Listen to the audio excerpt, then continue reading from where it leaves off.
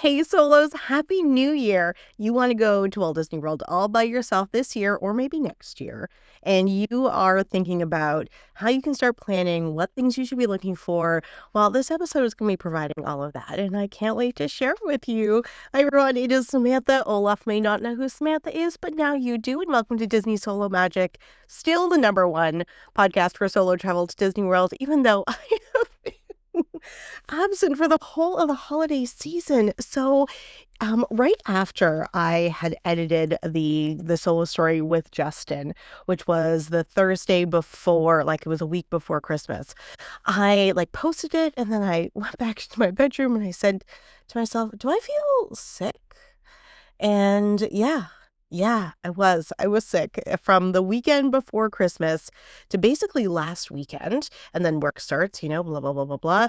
I basically was like kind of out of commission and I would like drag myself up for some family events. And yeah, but it wasn't very cheerful for Christmas or for New Year's. And it wasn't terrible because I was able to sleep and but I did have this whole episode planned for New Year, and then I go to edit it this week, and I lost it. I deleted it when I got a new phone. That's actually why I got sick. Sorry, we're just going to complain now because 3 days before I started feeling sick, I was actually at like this large mall in Toronto where it's just basically, a petri dish of different different illnesses.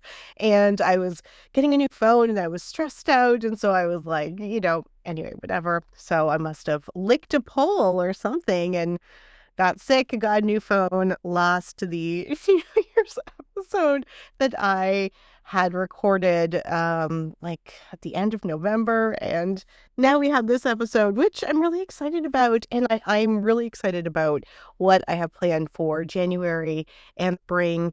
I know I had said that I was really looking forward to going to Festival of the Arts this year, but I had to cancel my hotel reservation. And I mean, that's the good thing too, right? Like if you're interested in going to Disney solo, um, and you kind of have some ideas of like when in mind, go and like make that reservation. It costs like one night to put on your credit card. So then you're paying interest if you keep it on your credit card, or you can just pay it off. And then you have they changed the window. It used to be like a couple days before your check-in time, then it moved to a week, and now I think it's like 10 days, but it's still a pretty comfortable window before your reservation if you needed to change it or if you need to cancel it. And you can also apply discounts to it. So if you, for example, are booking a hotel now for November, then, and there aren't any discounts yet for November, you can go in and keep checking to see when there are discounts. And so whenever you book, that would be the most you would pay for that room for that day.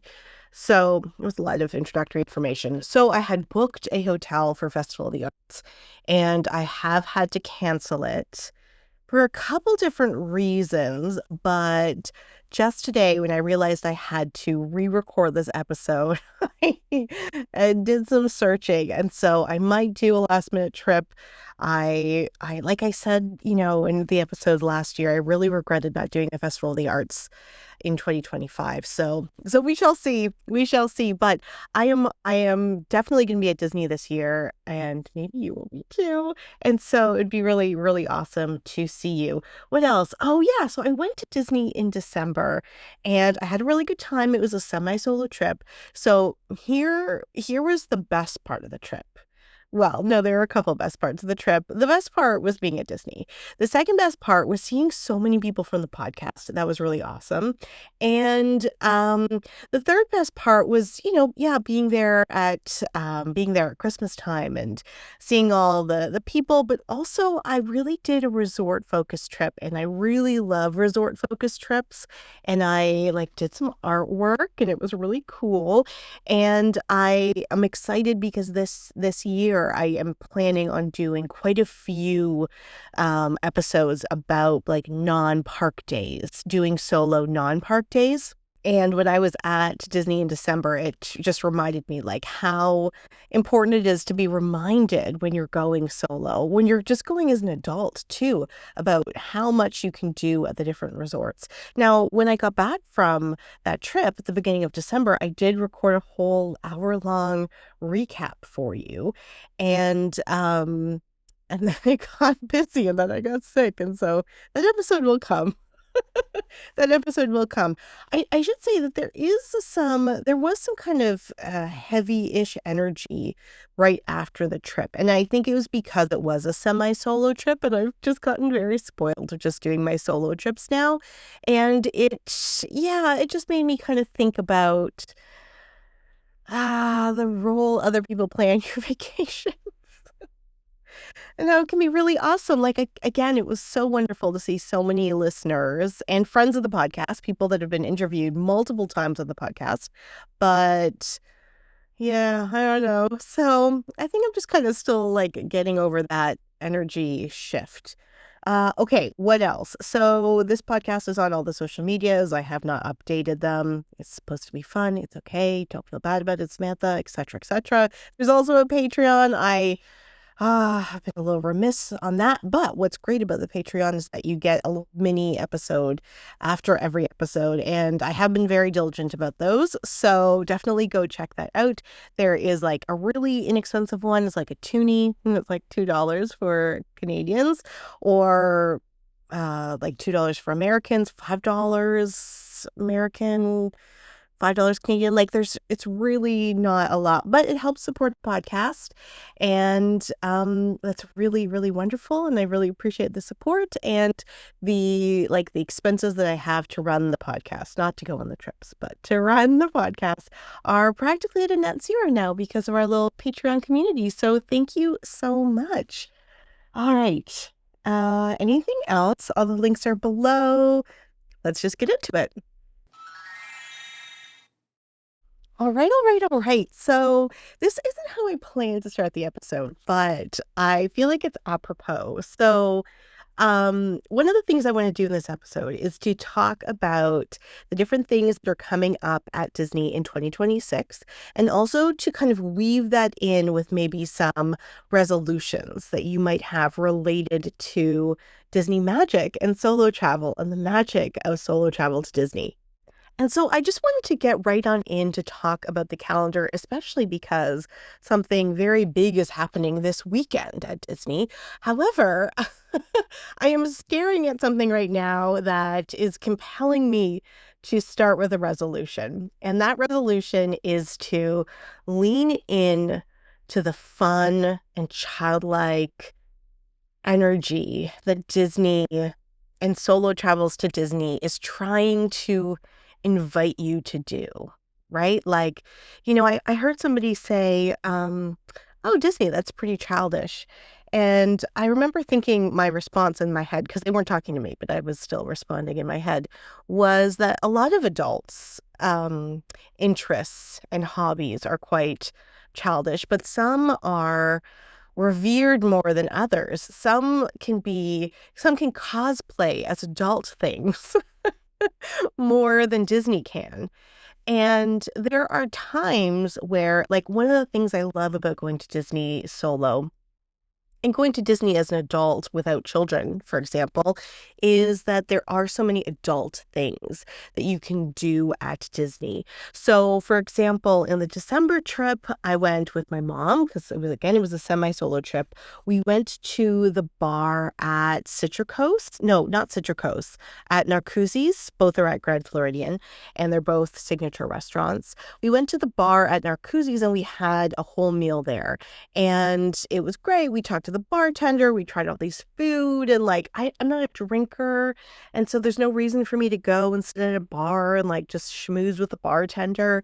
But that's something that I would do at Disney because it's okay if I'm not ordering booze, and this is kind of like the environment to, to be able to do different things. So I love Disney for the adultness of it.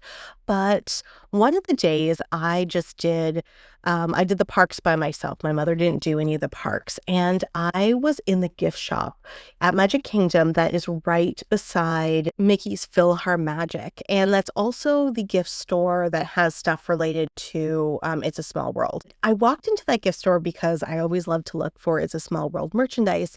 And I see the hippo from Fantasia. She's a ballerina in Fantasia, and she's large and she has a tutu on, and it was a plush hippo with a tutu on, and she has like little fat rolls on her knees and her arms and her neck, and she's little eyelashes, and like I looked at her and I'm just like, I am so in love with this plush. And like, I don't collect plushes. If you do, that's great, like no judgment. But I don't have a lot of stuffed animals around. Like, this is not something that I would normally have. And I looked at her and I just fell in love with her. I was like, I need to have this giant hippo. I I just need to have her so bad. And this wasn't a solo trip. I mean, I was there solo. My whole day was solo, but it wasn't a solo trip. I was there with my mom.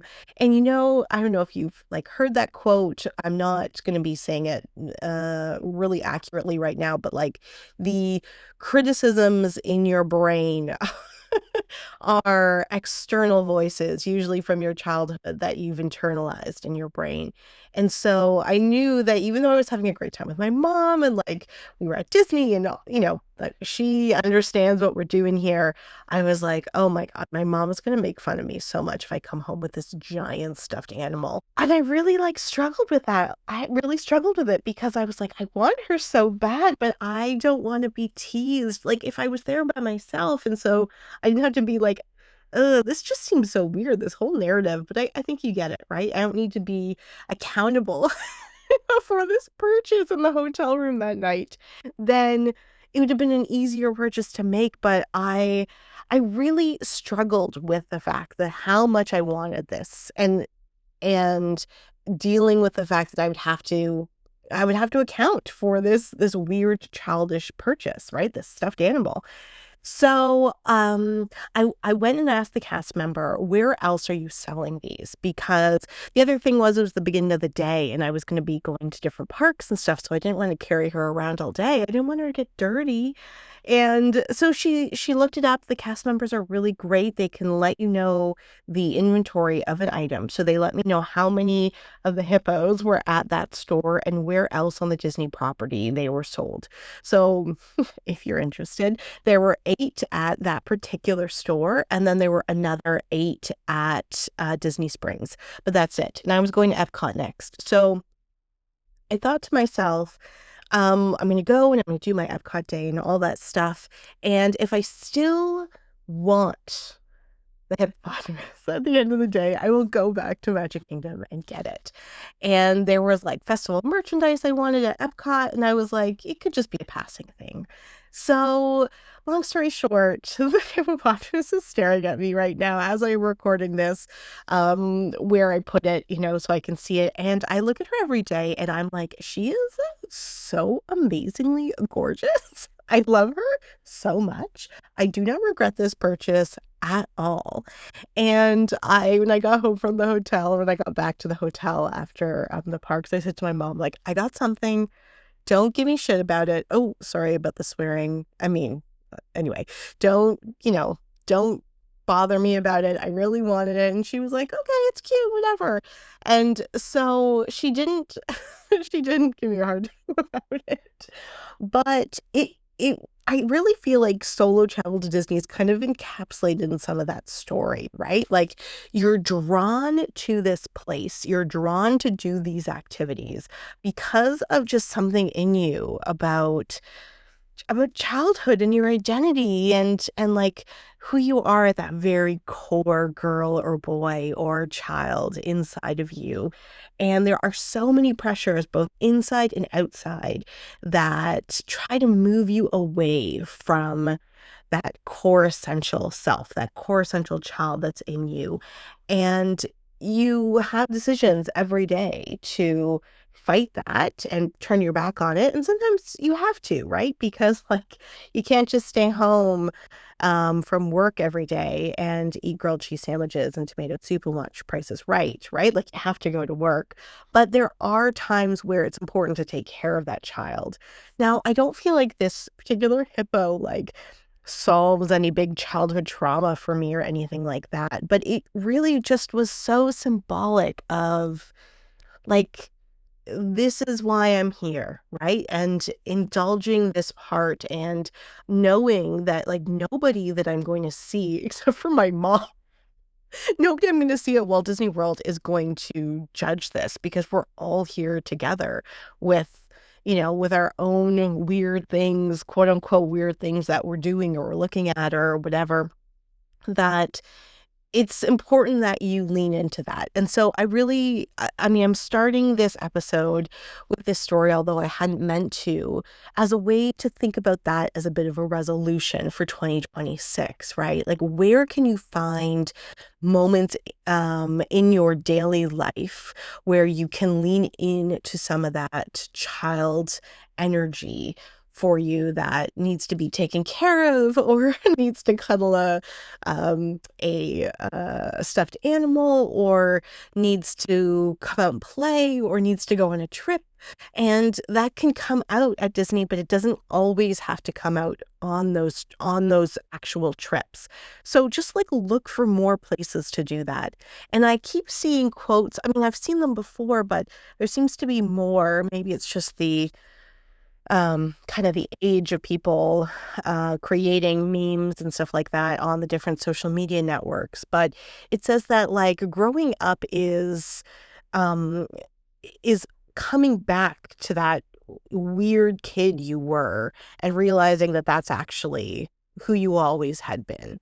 And I mentioned this when I was talking to AJ Wolf when we did the Disney Adults book, where it's like, "Oh, I was 12." This was a meme. This isn't my narrative necessarily, but, like, when I was 12, I liked weird vampire novels, and then I was just, like, kind of bored and depressed for about 10 years, and now I've come back and I'm like, "Oh, I feel really good when I read weird vampire novels." So, it's just, what are those things that you can connect back to your child's self to really help you bloom and grow as an adult?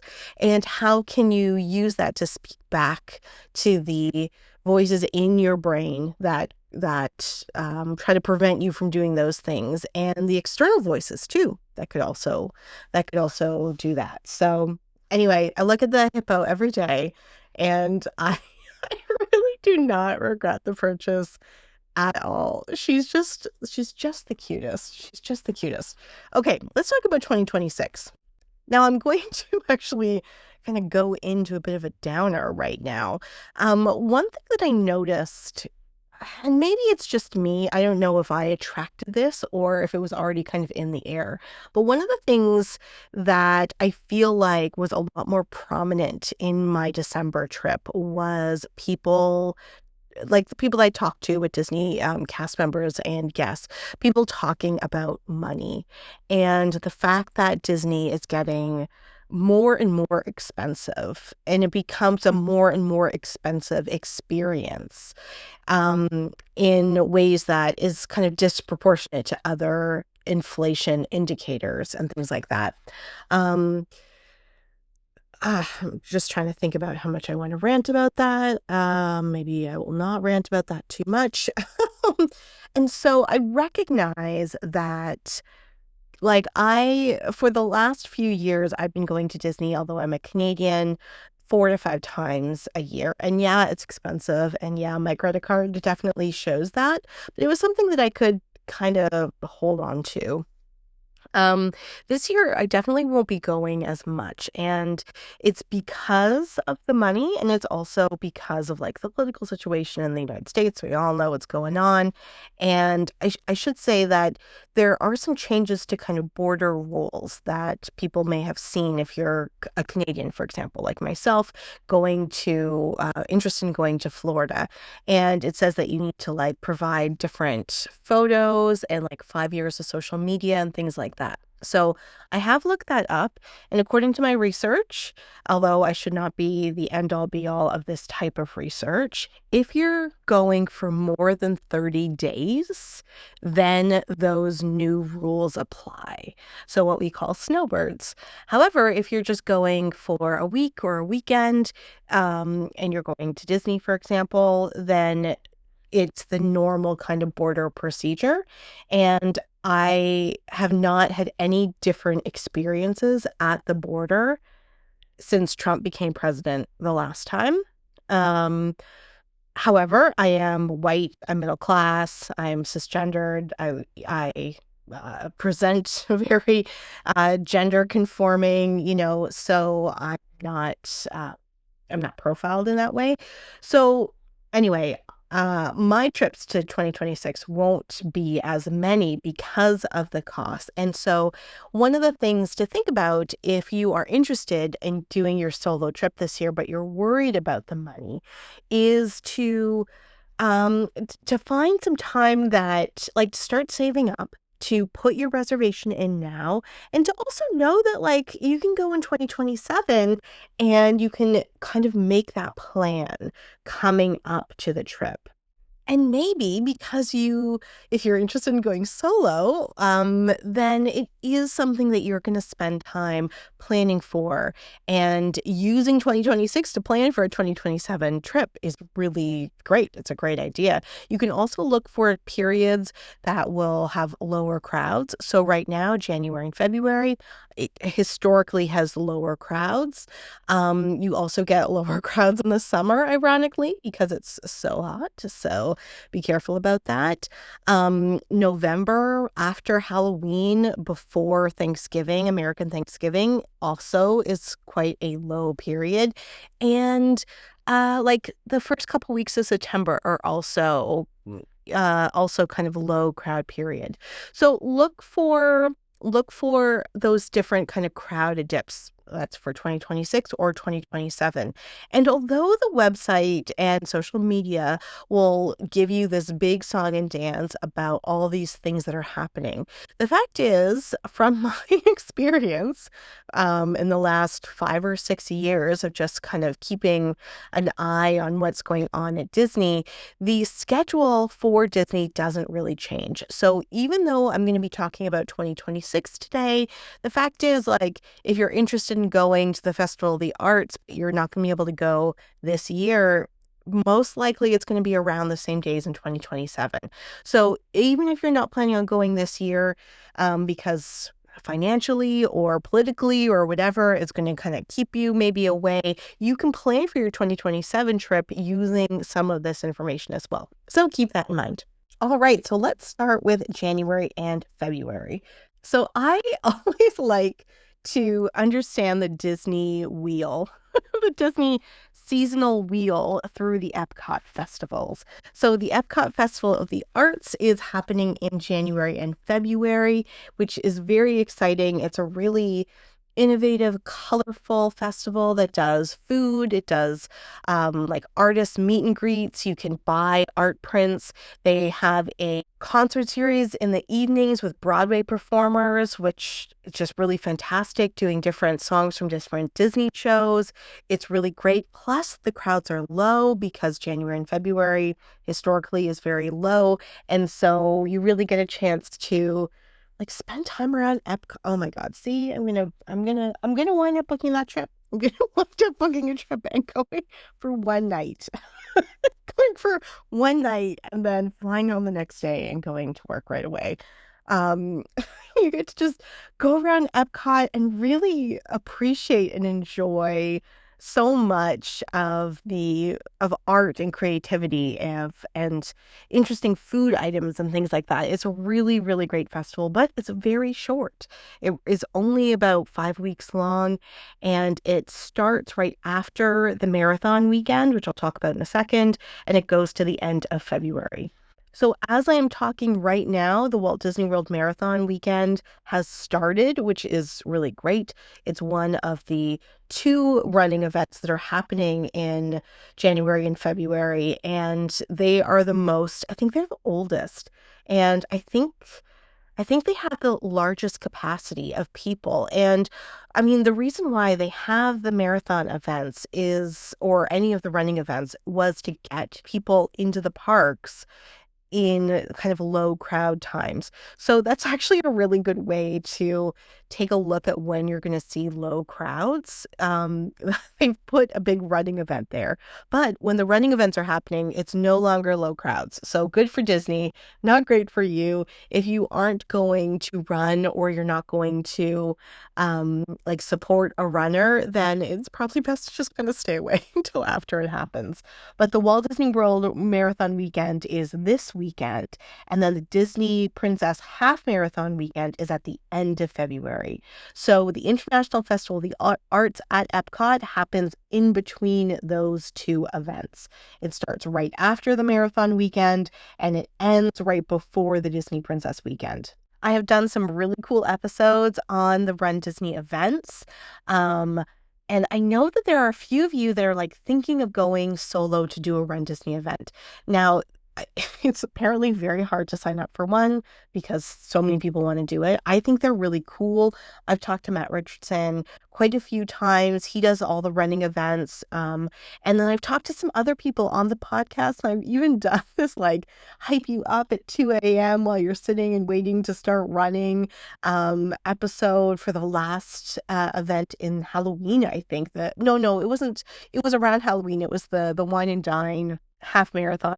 And it's something that I first considered going to Disney solo in order to do a running event, because I thought to myself, like, well, to go to Disney, but say like, oh, I'm going to run, is a lot like cooler and more adult than being like, I'm going to Disney by myself to like buy a hippopotamus stuffed animal. But like, look, your girl is much more interested in the hippopotamus stuffed animal. I've never done a Run Disney event. I've said before, like, my body just is not meant for that type of activity. And it seems like a really cool thing, except for the running part of it. So so go enjoy and do your thing. So you can have another resolution. You know, a lot of people have resolutions for health and fitness and things like that. And number one, here's what I want to say. You're perfect the way you are. You do not need to change your body. You do not need to abide by other people's health and wellness standards. And okay, actually, I'm just going to stop myself from doing a whole rant on the rise of thinness, women, and fascism. But you can fill in the blanks if you'd like. And just know that you do not need to start January with an aggressive goal to do like couch to 5K to marathon in the next 2 or 3 months. There you go.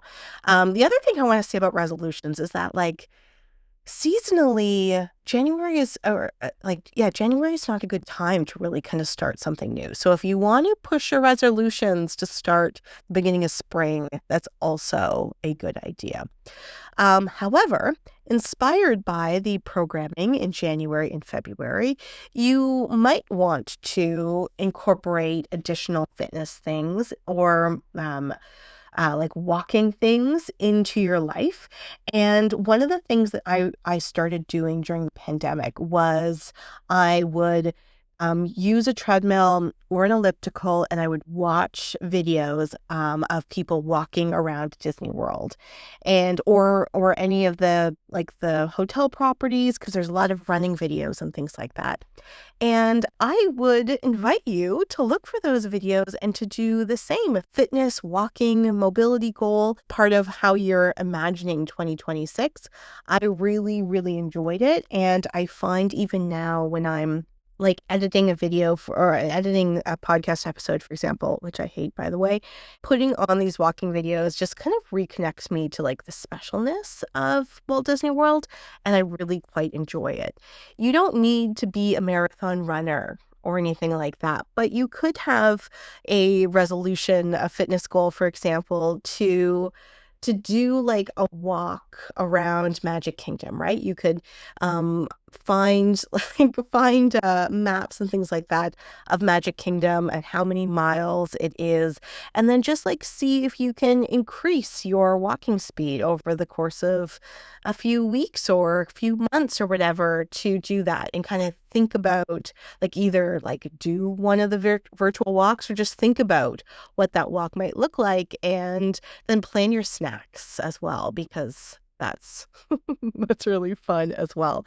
So there are, and the other thing is Run Disney, which hosts all the marathon events, also have these fitness guides. I don't think they're super great, but they have some fitness guides on the website where it's like, watch Tangled, and every time this happens, get up off the couch and do like 5 burpees. Ugh, okay, first that sounds gross, but I don't think they're super great. I think there's probably better ones out there. But if you are interested in, again, like incorporating greater fitness or movement into what you imagine 2026 to be like, you can use Disney movies and music and things like that as inspiration. So there you go.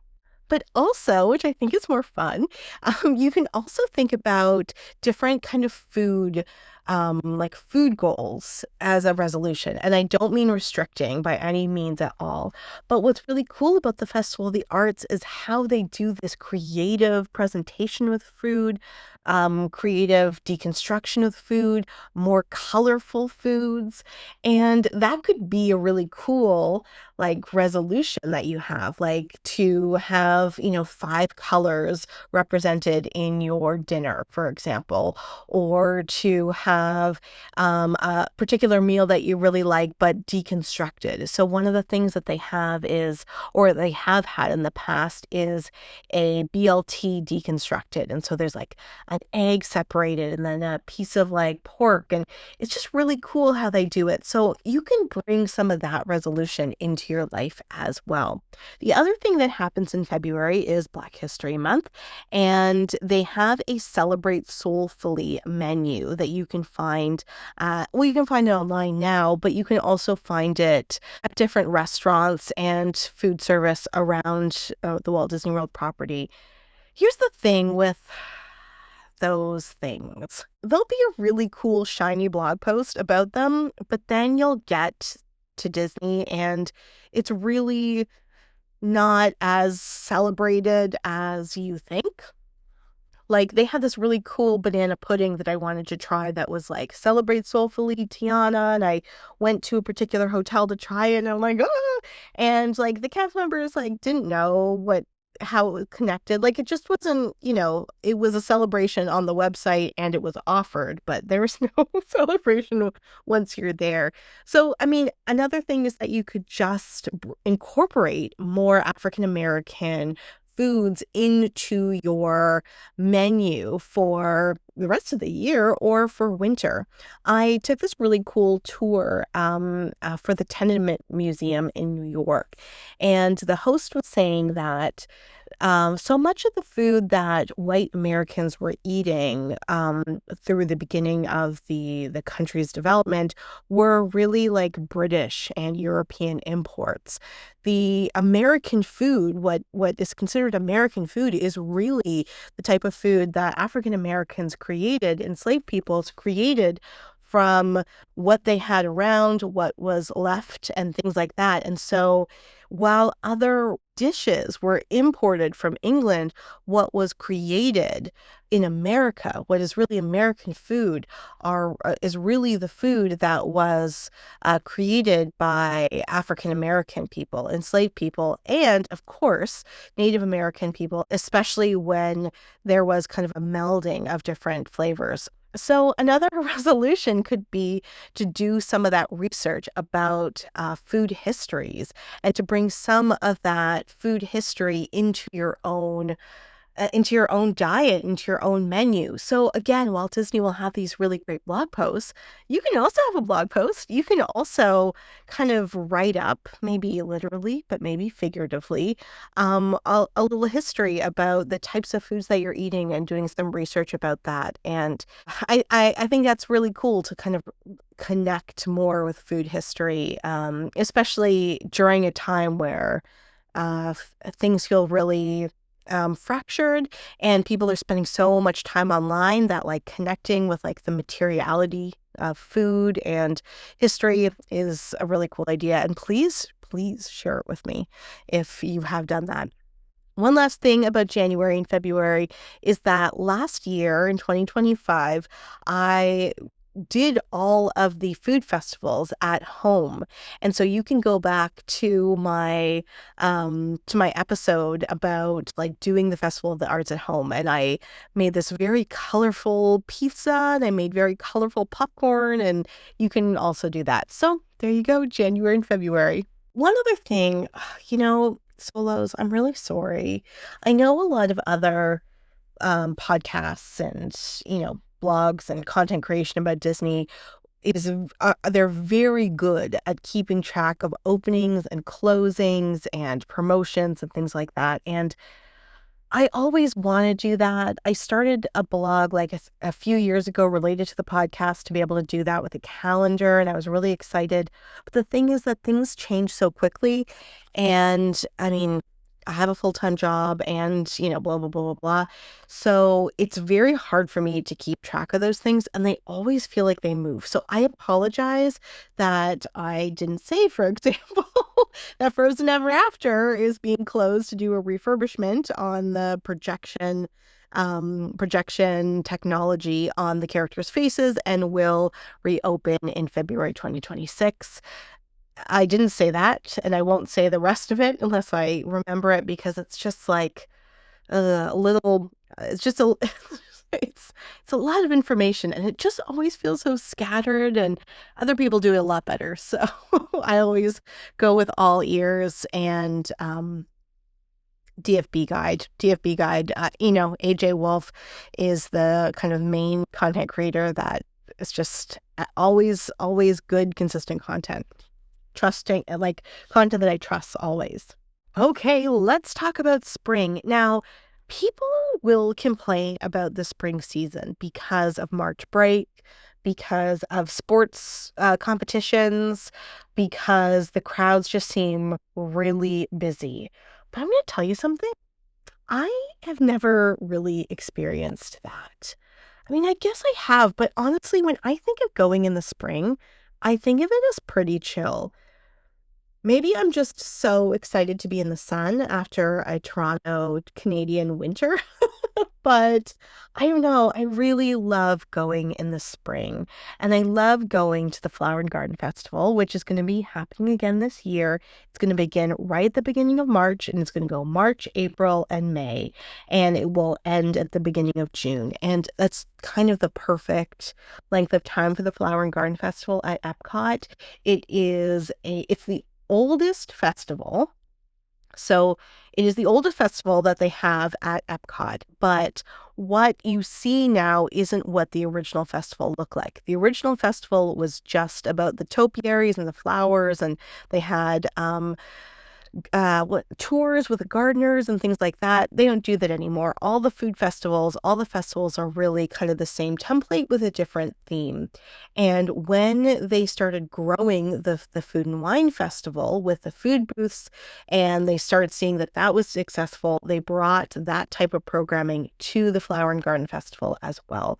So one of the great things about the Flower and Garden Festival is because it's been happening for so long, so many of the topiaries and the flowers and all that stuff, like they have been developing it for such a long time that it really is such an explosion of color and appreciation of, again, you can hear that I I would have been dying for 3 or 4 months of, like, grayness and then get to Florida and it's just orange bird and purple flowers and delicious food sitting outside.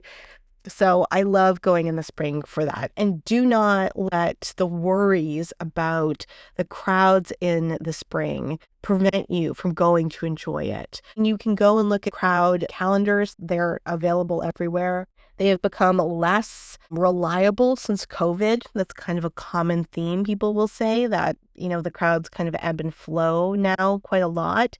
You can also go on the ESPN Sports Center website and check out their calendar for booked in, like, cheerleading competitions, because then that gets a lot of people there. I've never done that, but it's kind of a good it's kind of a good idea to go check that out if you were interested in as well. And then also there's going to be another Run Disney event in the spring, and that's happening mid-April, April 16th to the 20th. Now, I should say that all of these Run Disney events are already sold out, but when you are there for a Run Disney weekend, they will also have an evening event, an after-hours evening event that is pitched as being part of the Run Disney weekend, which it is, but you don't need to be a Run Disney person to participate in it. So go take advantage of that if you want to do like an after-hours event and you were there. One of the great things about the Epcot International Flower and Garden Festival is the Garden Rocks concert series. And I talked about how much I love that concert series. They always have some like old bands, which I love. And it's great. Like I will go, I will get a seat. And there's so many episodes I've talked about all these different concert series, so go back if you're interested. I will get part of the dining package. I'll get a front row seat, and I am standing up and dancing and singing along all by myself, and it's some of my favorite memories. So this spring, it's wonderful. The Flower Garden Festival, it is wonderful. Now, Easter also takes place in the spring, and I have been there for Easter the last couple of years. They have had some really cool displays at the different resorts related to like Easter eggs and things like that. In the Grand Floridian, they had this whole big Easter egg display. You can also meet the Easter Bunny, even though the line was very long. They have a pre-parade for the Festival of Fantasy that is Easter themed. I was really excited to go a couple of years ago for Easter. In fact, I flew in on Easter. And I'm not Christian necessarily. I'm not Christian, so I don't necessarily celebrate the religious part of Easter, but it is aligns with kind of seasonal celebrations of, of the earth, of the earth kind of waking up again.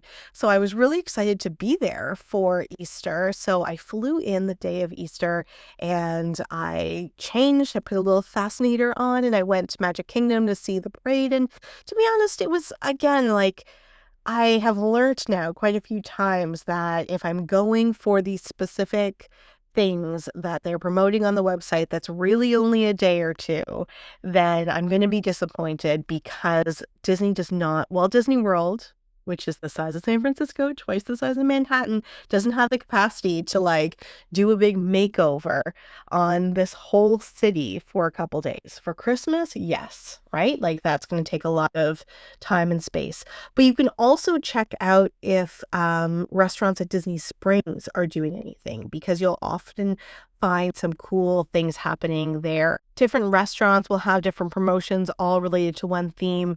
So make sure when you're going in the spring, you're checking out whether or not there's going to be any of those happening. Now, again, I have really associated Disney and spring very closely together because I am there right after the winter and it's gray and all that stuff. And so this is another kind of resolution that you can bring to 2026, and maybe you aren't starting it until around the spring, but get your hands dirty, watch something grow.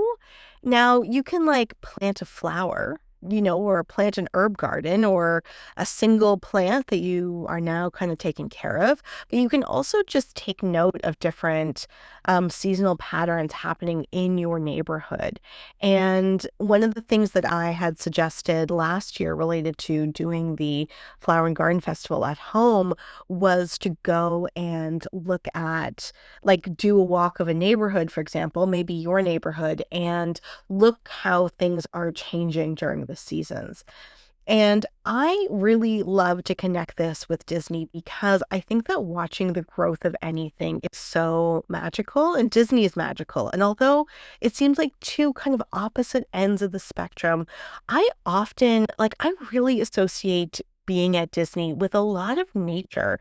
Like, we often don't think about, like, the large parts of protected land and all of the different scientists and animal conservators, not just related to, like, the exotic animals and animal kingdom, but regarding, like, Florida native animals as well. And so when I'm at Disney, especially when I'm solo, I really take note of how, like, the nature of Florida is existing there.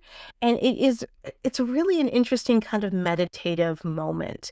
And it's because I'm away, it's because I'm in the magic of the bubble and all that stuff. But when I'm home, I have to, like, force myself to do that more.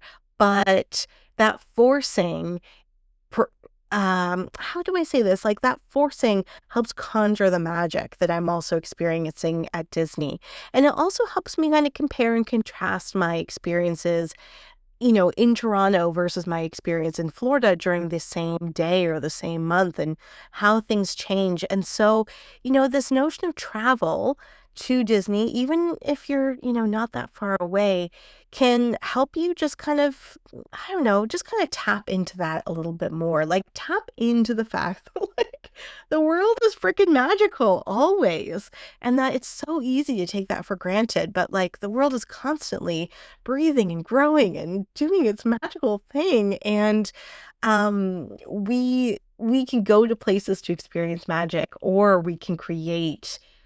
um we can create and revel in recognizing the magic all around us. And so I think that'd be a really cool resolution, but I'm totally cool if you want to wait until the spring as well. And you can always just, like, grow a plant. You can always just grow your own little plant, talk to it. You can call it Stitch or Lilo. I don't know why those names came to mind. Nala. I don't know. And just, like, talk to it about Disney. All right, this summer. Oh my God, it's gonna be really, really hot in the summer at Disney. So it's gonna be another cool kids summer at Walt Disney World. Now, you may, if you've been listening, know that I was like, I don't know about the cool kids summer. It seems kind of like a bit of a half-assed promotion during this summer. And I don't know, I guess it's fine, whatever.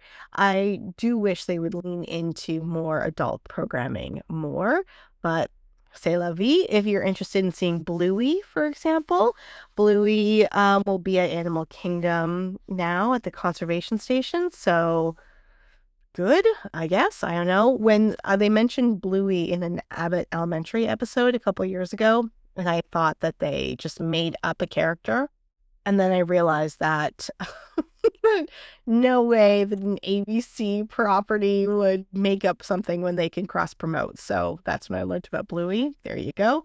Um, and what's great about going in the summer, if you can stand the heat, you don't always have to, because they always have evening events, after hours evening events at the water parks, at all of the parks. And so you could go, like, a couple years ago when I created that calendar for the blog, I realized that you could go for a whole week and not go during the day. You could go to, you could do evening events at all of the parks for a whole week. And that might be something that you want to do, right? Just hang out at the pool with a book, and some nice cold drinks. And then in the evening, go and do everything, and be less hot. Not hot, but less hot. There is no festival, food festival at Epcot during the summer, which I actually am really happy.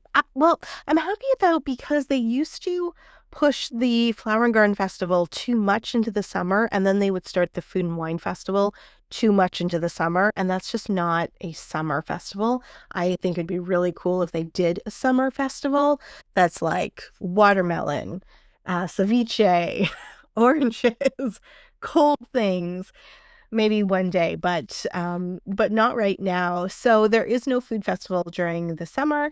So if you want to just leave the summer for the kids, you can completely do that if you wanted. But I do find that the crowds aren't super they aren't super busy because of how hot it is. So if you're going in the summer, and by the summer I mean like May, June, July, August, September, just know it's going to be really, really, really hot. And like when you're like, okay, great. Well, this is how I'll do to prepare. No, do more. Whatever you're thinking of, do more. It's just very hot. And it can really ruin your trip if you don't go. And when you're going solo, of course, you don't have somebody anyway, if there's something like medical that happens, right? I don't know. You're just not there with somebody. I get migraines, especially heat-related migraines. So if I was with somebody, I could like lean on them in the air conditioning bus before I get to the hotel, um, before I like sleep off the migraine after some Advil or whatever. But if I'm there by myself, like I can't lean on anyone in the bus, right? I have to like be a coherent person till I get back to my hotel, which means I have to like watch for my own body signals to earlier in order to prevent that rather than be like, no, we can do one more thing. You know what I mean? So just be careful. I did an episode in the summer about being a cool kid. So go back to that episode and listen to that if you're looking for some resolutions.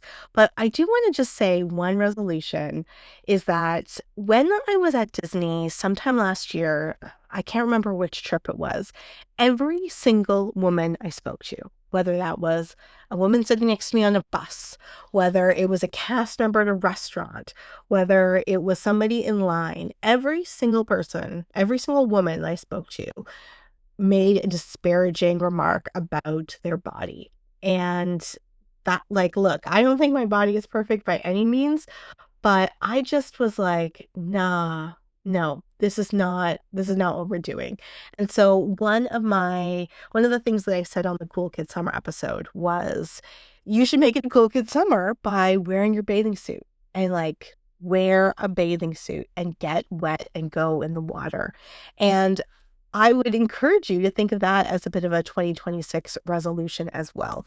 And maybe you're not going to go swimming next month in your public pool. That's okay. But I really encourage you, if you are planning a solo trip to Disney, to include being in a pool as part of that.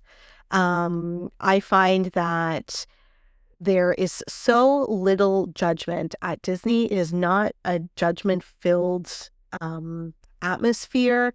There are so many different people that if you go put on a bathing suit and be in the pool, like, yes, go do that. That's amazing. Wonderful. I put on a bathing suit when in my December trip, I put on a bathing suit and just like laid on a beach at one of the hotels that wasn't even mine because I was like, yeah, I want to get some sun before I go back to cold Toronto. So I really just like want to encourage you to be like, that's something I'm going to do this summer or spring or winter or whatever. I'm going to wear a bathing suit. Of course, this can go for the guys as well and the theys and the thems, but I know it was something very specific about women in particular. And it's just something like, I just want to swear a lot right now, but like, F them, go wear a bathing suit. And my mom, um, she's in her 70s and she was like, oh, I don't really like to wear a bathing suit because my body is old and this and that. And she's like pointing out all these things. And I said to her, oh, you're going to think I'm very mean. I said to her, I was like, okay, well, you're going to die soon and then you'll never know what it's like to have water on your skin again. So that sounds like a good plan.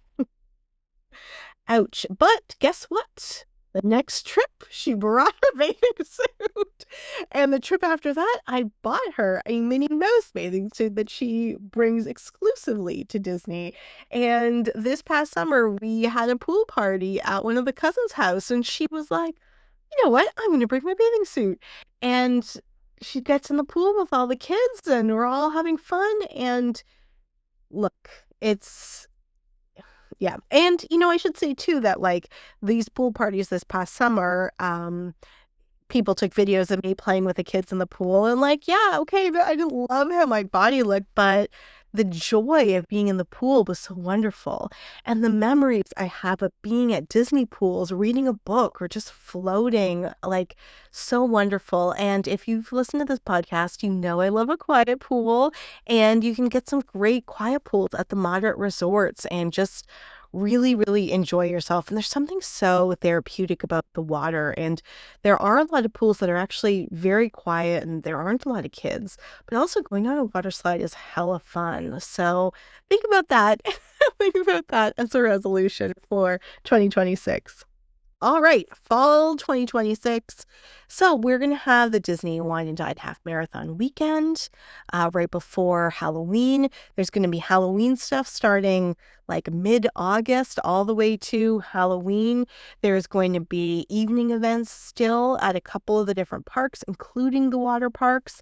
And there's going to be the Food and Wine Festival at Epcot, which is my least favorite festival, but it's still pretty cool. It has also a concert series with more contemporary bands. And by that, I mean, like, they were popular in the 90s and 2000s rather than the 70s. So if you're into that, that's great. And yeah, fall is a good time to go. That feels like a long way away because we were just there. And then when we move into winter, we're going to do Jollywood Nights again, which is great that they are continuously refining that evening event for Christmas. And there's going to be Mickey's Very Merry Christmas Party, which is great. The Epcot International Festival of the Holidays. Also things like the Christmas tree stroll at Disney Springs.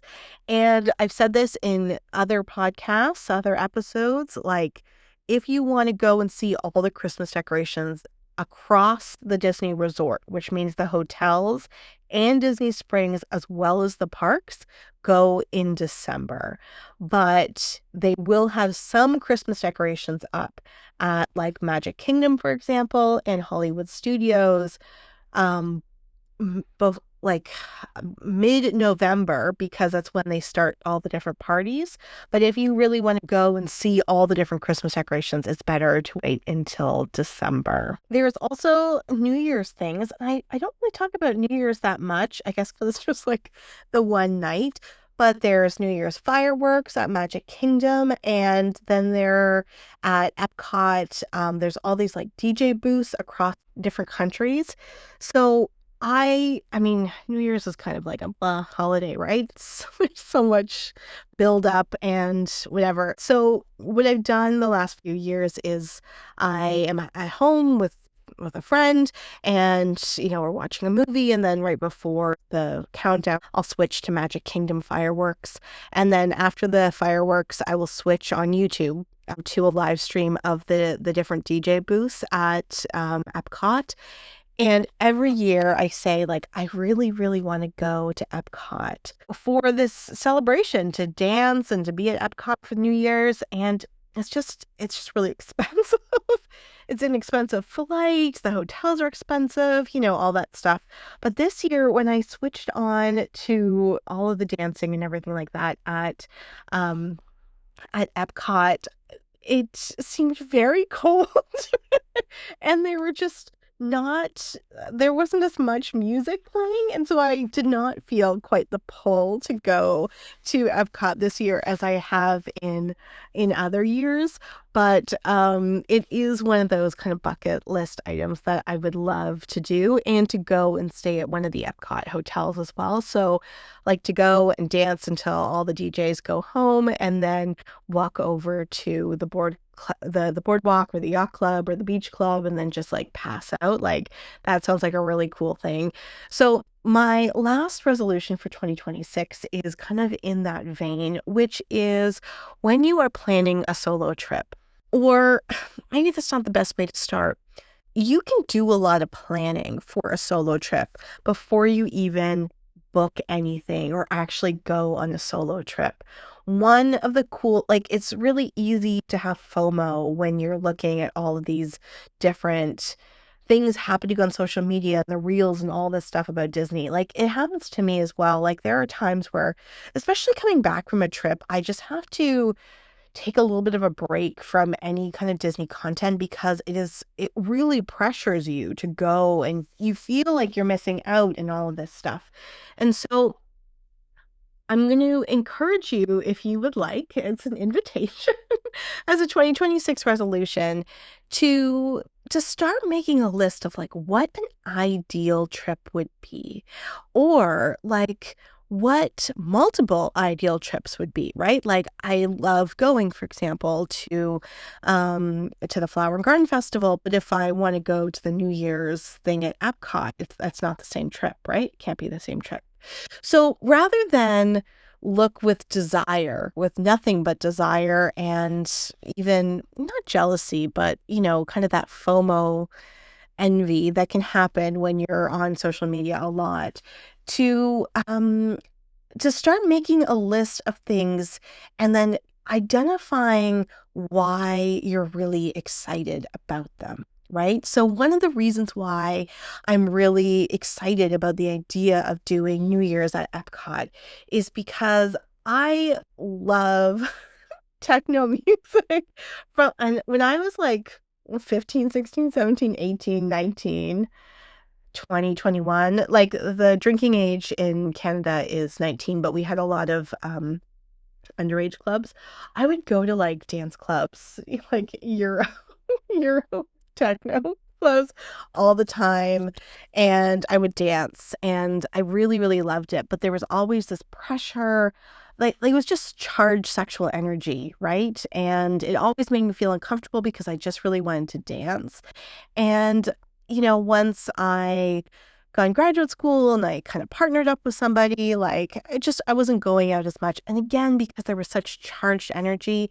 And then when I was of age, and so people were a lot more drunk, like it was just like, ugh, I'm not really into this. So it's been like 20 years since oh my God, that sounds so sad. Since I've like just gone to a dance club and just gone dancing. Actually, that's not true. I guess, I mean, it's maybe 15 years because one time I went to a club for a friend's birthday and I bumped into my college students. I bumped into students I was teaching at the club. Oh my God, that was so hilarious. And then they showed up to class on Monday and they're like, "Hey miss, how was your weekend?" Oh my God, that was so terrible.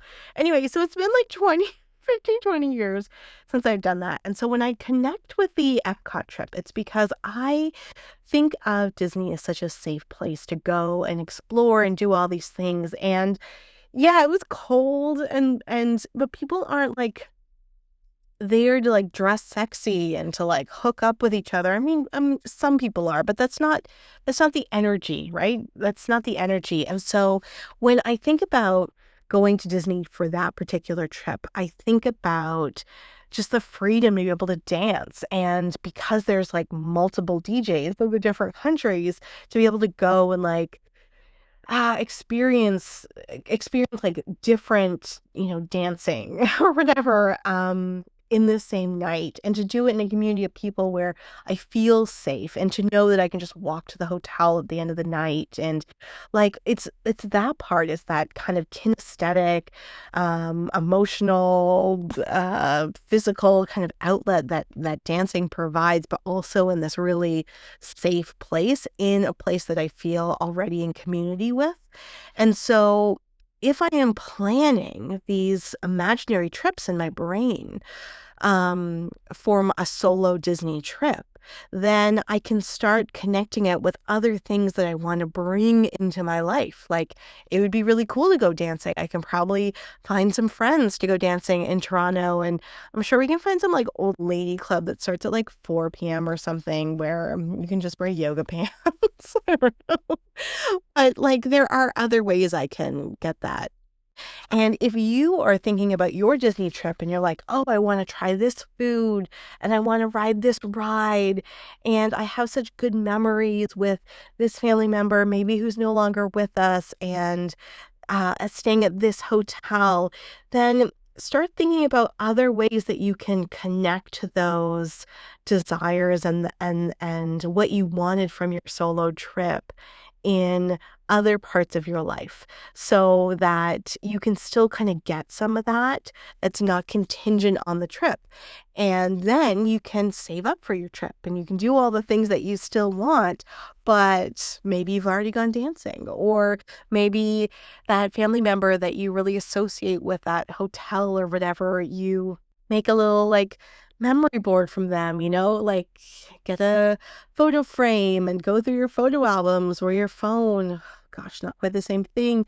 And like print out a picture of this family member if they're no longer with us. And how can you pay homage to that? And all that stuff. And maybe you're thinking about them and listening to like a Port Orleans Riverside music compilation on YouTube or whatever. There's so many other ways to connect into some of those things while you're planning and while you're saving, because it is expensive.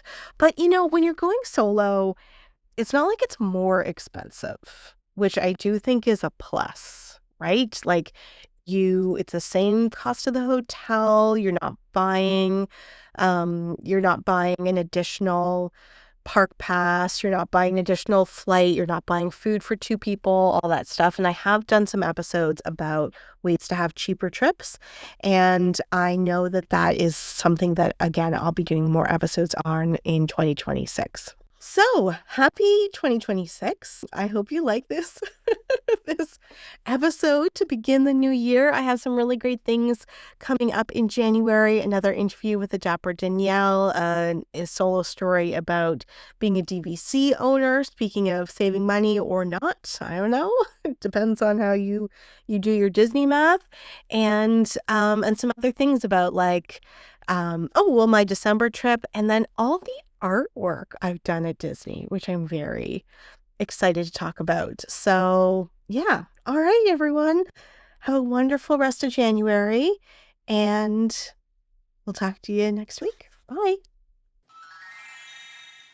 Hey Solos, it's Samantha. I hope you enjoyed this episode and all the episodes of Disney Solo Magic, the #1 podcast for solo travel to Disney World. You can reach me on all of the different social media. All of those links are in this description below.